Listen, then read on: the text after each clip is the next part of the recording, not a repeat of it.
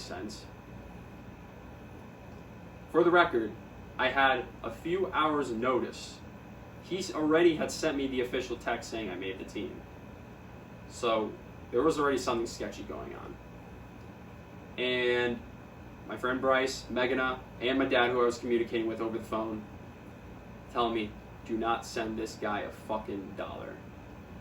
I had already gotten scammed early in the summer by a guy, I'm not going to say his name, who played for a team out in the Middle East, and he was scamming aspiring basketball players like myself, basically saying, yo, I like what I'm seeing on your Instagram, I like your profile, I know the coach, I played for him, I was their guard overseas. So I'm like, hell yeah, what do I have to do?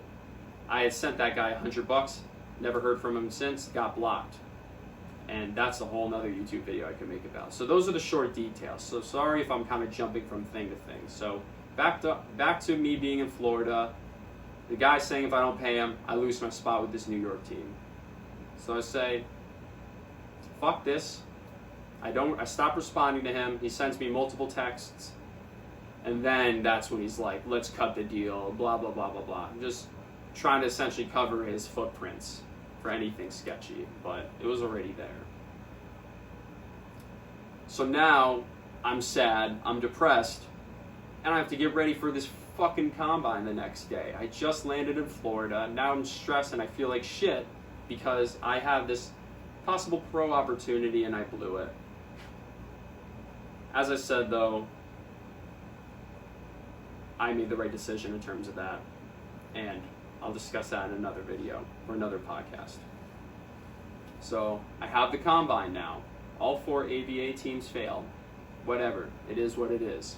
It was good experience to keep myself conditioned and have very high expectations of what the level of competition was going to be at the combine.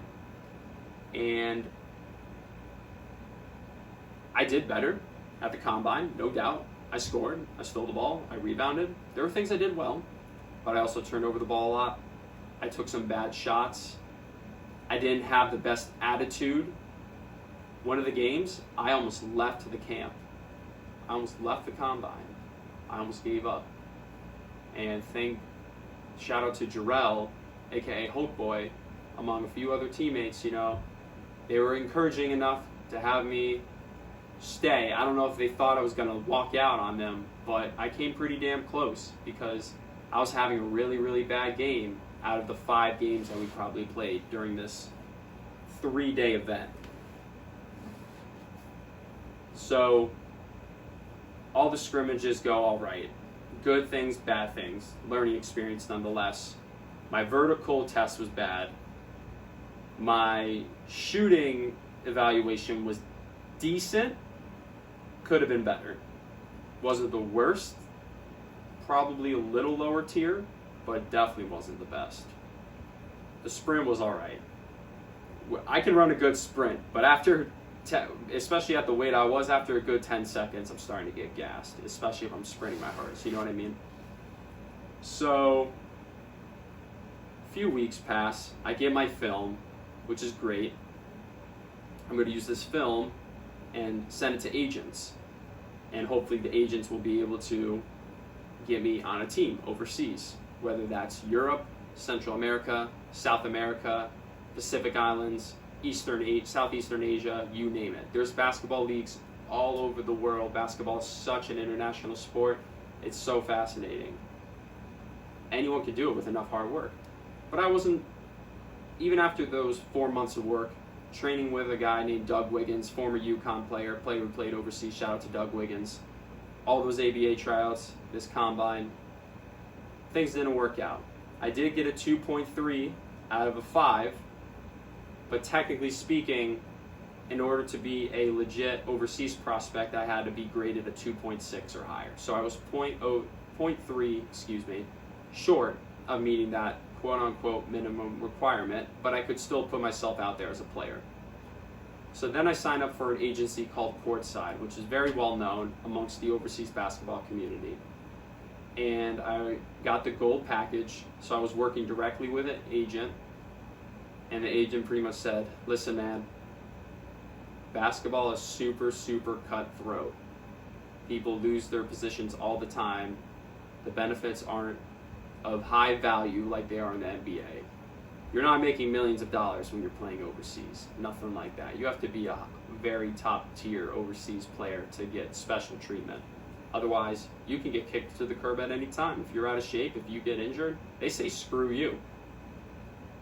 So, because I didn't have the proper skill sets yet, and my conditioning still wasn't all the way there, this guy was like, listen, man, he clearly appreciated my effort, my tenacity, my motivation, my integrity, all those things. But he said, there's pretty much not a chance.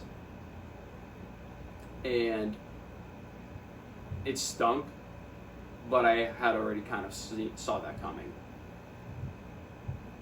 Which then transitions me into when I start working again. I worked for a couple companies before COVID-19 happened. But yeah, that is pretty much my basketball journey.